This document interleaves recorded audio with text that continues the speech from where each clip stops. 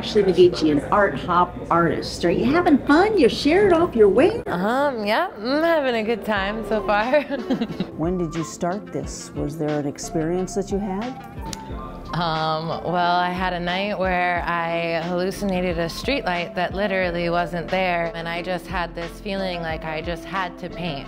And I sat down and I painted that night, and it just clicked in my head. This is what I've always wanted to do since I was a little girl, and everybody just told you that's not realistic, Ashley. And turns out it actually is. What's your medium? Acrylic paint. Does your art have a message in each piece? Yeah, I would say each piece has a very distinct resonance and message and even feel to it. It's almost like sometimes it feels like I'm pulling them from different realms or different stations almost. How do you determine, let's just say, your colors? Because sometimes blue is soothing, sometimes black, maybe not. What's your choice pattern here? I usually ask. I just sit and I ask, what color comes next? What line comes next? What are we doing? Which direction are we going? How do I feel? And boom.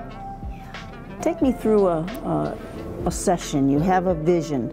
You have a canvas in front of you. Take me to your place. Are you in your own studio? It depends. I've spent a lot of my art career traveling and living out of my van. I now do live in a home. And so yeah, I'm usually in my own space. I like to create in nature a lot as well.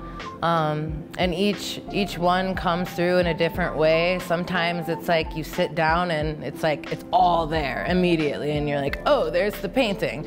Sometimes it comes in little bits, and sometimes I feel like you have to have a certain experience before you get the next layer of the painting almost.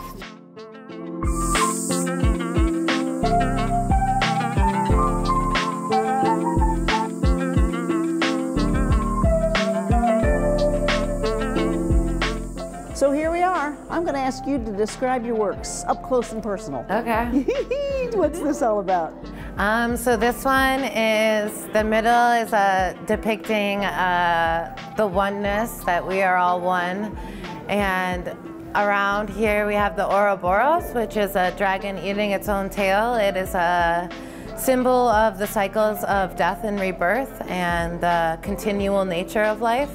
And then surrounding the edges, we have, you know, all the matter changing throughout different forms. It's from the tree to the birds to the clouds to like stars and a little arrow in there, and yeah. One painting that's a self-portrait. Oh yeah. That's you. They're all self-portraits, truly, when you really want to get down to it. Yeah. Tell me more about that.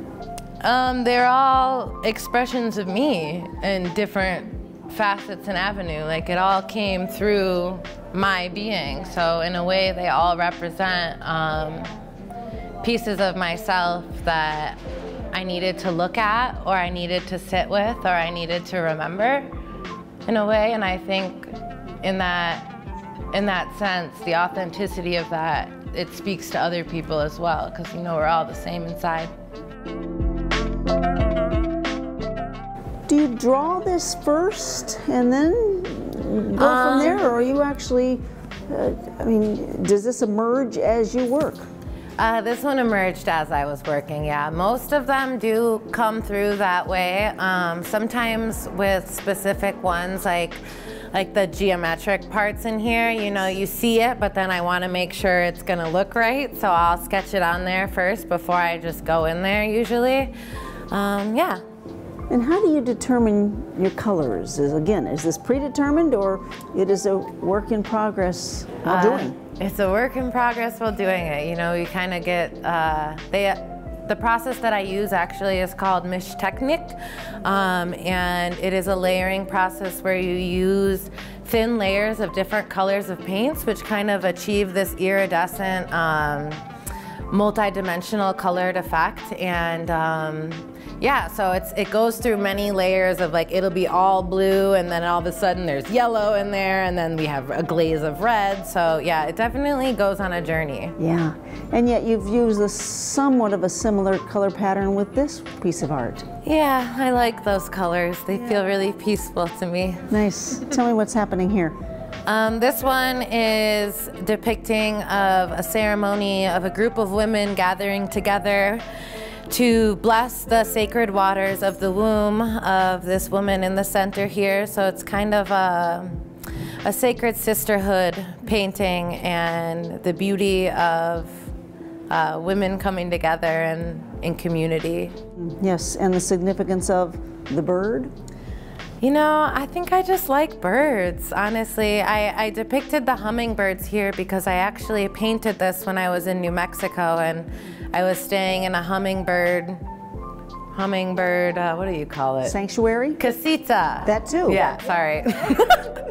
It was a hummingbird casita, so there was hummingbird imagery everywhere, and I wanted to depict them drinking the nectar of the sun, like drinking sunlight. And it just sounds like your art has its own experience. Costa Rica, New Mexico, you're out and about doing your craft. Yeah, I feel every place in the world has a different energy or resonance or vibe, you might say, and I like to go to different places and pick up on the energy of that place and really let it inspire me. Yes, and there are two birds in this. Yeah, we like symmetry here. You got to keep it balanced. You do good work. Thank you. What piece are you working on right now? Oh, right now I'm working on a commission piece for a dear friend that I just met in Costa Rica. Wow. And he wants me to paint him in a forest surrounded by angels. So I'm really touched that he honored me with that. Do you get to go to Costa Rica, back to Costa Rica to do that? No, he's actually from Columbus. It's okay. Yeah. Nice work. Congratulations. Thank you. Yes. Support for Kalamazoo Lively Arts is provided by the Irving S. Gilmore Foundation, helping to build and enrich the cultural life of Greater Kalamazoo.